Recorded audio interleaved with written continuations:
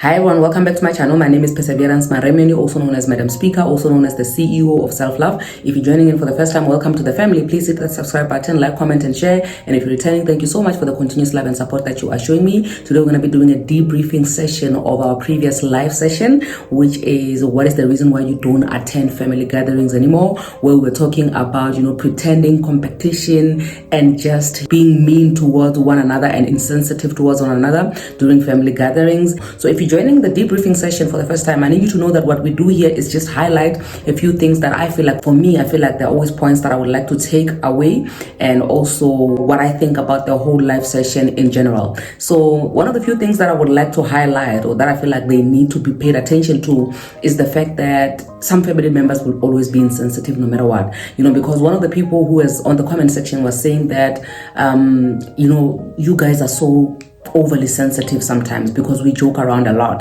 so who are you to think that we're not going to joke with you? And I feel like that comes with a lot of entitlement. And honestly speaking, sometimes even trying to address certain issues with family members, it's just you wasting your time because of the entitlement that they have towards you as a family member, because they feel like, they're entitled to telling you whatever it is that they want to tell you whenever they want to tell you. So when people were busy engaging there, and some were saying that, well, now they've done family groups, like WhatsApp groups of the younger generations because they don't want to be contaminated by the older generation. They want to do their own thing. It's always a good idea to do that. But also at the same time, if you're going to be creating a WhatsApp group where it's just you, the younger generation, but whatever it is that you are discussing and whatever it is that you are deciding on, you are influenced by the older generation. Literally, there's absolutely nothing that you have done, but also at the same time, being able to start a group with the younger generation can actually inspire and encourage the older generation to actually unite, and you guys can unite as a family. But honestly speaking, the generation before us is a very toxic generation in a sense. A lot of toxic things were never addressed, and I think that we are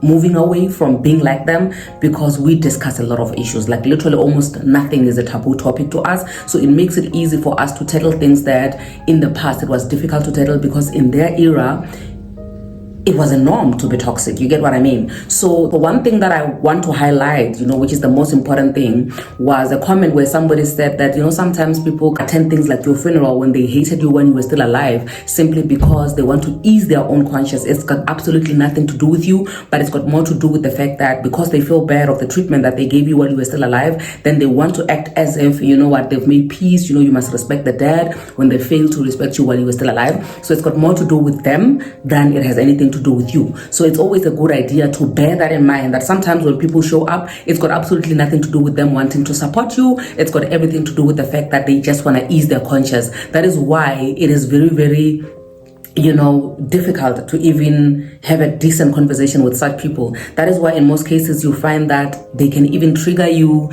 they can even offend you, and to them that is nothing, because literally what they're here for is just to ease their conscience regarding the person that has maybe passed away, and the feuds and the disrespect and all of these things still continue even after somebody has been buried. So the unity, or the reunion per se, it's never really to reunite. It's just to ease people's conscience, to say, did you see me marking the register present? I actually attended the funeral, I actually attended the family gathering, I attended the wedding and this and that. And it's never really about, the right thing to do, because family are just used to being toxic people. And also because we always hide behind, one grass. We hide behind one grass like this.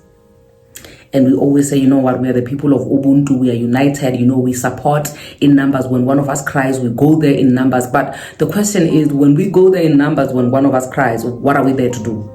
Are we there to really be there for them and support them and be sympathetic and show some love? Or are we there to just mark the registers to say, as long as I'm here, but be insensitive the whole time, make jokes, compete, laugh and mock people and their situations? Is that what we are there about, And the one thing that I feel like this debriefing session is not going to be long, because the ending of the live is going to be a continuation of the life that we're going to be doing this week, which is the hatred of your mom. For example, when you have to distance yourself from somebody who's your mom simply because of the hatred that he shows towards you. And I feel like that is also one thing that is like way too deep, right? It is too deep, it is painful, and it's triggering for a lot of people, But also at the same time, if you check the two topics, like family members who don't love each other and your mother hating you, literally if you take it all the way up, it goes to your grandmother who probably hated your mom and then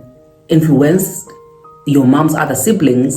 And then as a result, when you grow and the siblings have kids, the kids don't get along, then it causes a big friction. And when you check where it all started, you find that it started with the mom, which I feel like for me, the live that we're going to be doing this week is just a continuation of that, to say, listen, if we're going to be dealing with these issues, especially of family feuds and whatever, if we look at where they are stemming from, like where they're originating from, and if you check some of the reasons why mothers would hate their kids, you find that it's like we literally have to be just biting on this big piece of elephant. And I believe that one day at a time, one life at a time, we're going to be able to overcome. But for today, I feel like since the focus is on families who have already multiplied, like the family tree has already grown so big and it's so toxic that we would want to deal with it going all the way to the taproot. But at the same time, sometimes it's not even possible. Sometimes it's not even worth it for you to try and attempt to go and deal with it from the taproot, because you can end up hurting yourself even more and killing yourself in the process. So it's always good that when you find that you're in a situation where the environment is not good for you, and when you try to address it, it's not helping or anything like that, it is better to distance yourself. But at the same time, if you feel like you still have it in you, because that's one of the things that I was saying to one of the ladies who was calling in, to say, if you have it in you to keep going, to keep, loving people that are not loving you, to keep, protecting people who are like razors. The more you protect them, the more you cover them, the more you hug them and show them love, it's the more they cut on you. If you still feel like you still have strength in you to continue in that situation, then by all means, babe, do you continue loving those people. But if you feel like, there's nothing left in you to give, you have done your level best and there's nothing more you can do beyond a certain point, then also it's okay for you to say, listen, I did my best was not good enough, I'm hanging the jersey now, I'm not gonna be involved in these situations anymore, And somebody was saying in the comment section that they would never attend a funeral of somebody that they never got along with when that person was still alive, of which in other people's cultures it makes perfect sense. But if you check our culture, it's more like, no, that's not appropriate. What is appropriate is that you should be able to attend somebody's funeral, honor them when you fail to honor them when you are still alive, and that is questionable. If you try to apply your mind to it and say, does it really make sense that you should be able to attend somebody's funeral that you didn't like when they were alive? No, it doesn't.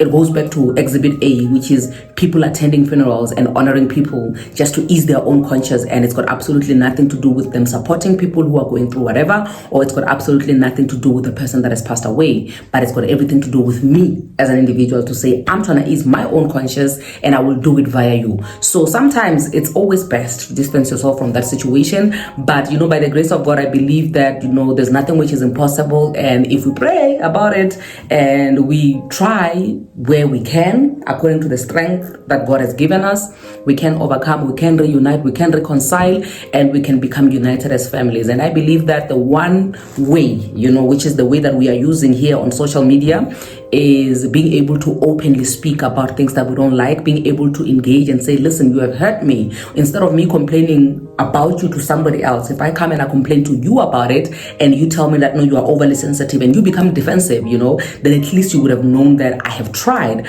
But us having to go behind other people's back and complain about what other people did to us, but not going to the person that has actually hurt you, it's completely pointless, because we're just continuing a generation, or we're just continuing a chain of hatred, and it's never going to go away. But I feel like we're on the right track, and I feel like if we can take it one day at a time, being vocal about it, opening up and discussing things like this, like regularly, I believe that we can overcome this thing. With that being said, thank you so much for joining in. I'll see you in the next upload and also the next live engagement. Please don't forget to subscribe and give it a thumbs up, right? This video, yeah. Comment what you think about what we just discussed now, which is, distancing yourself from family members if you feel like, they're not good for your health.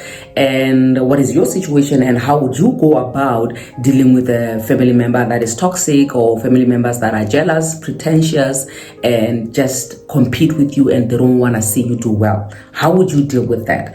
And also don't forget to join our live session on Thursday, 7 o'clock, so that you know what, you cannot remain behind. And also don't forget to go watch the full live, as I'm going to leave the link so that you can get context, and hopefully maybe there's somebody who has shared a story that you can relate to, that you are familiar with, that you will able to help you to heal and deal with your own situation. I love you so much. I'll see you on the next upload.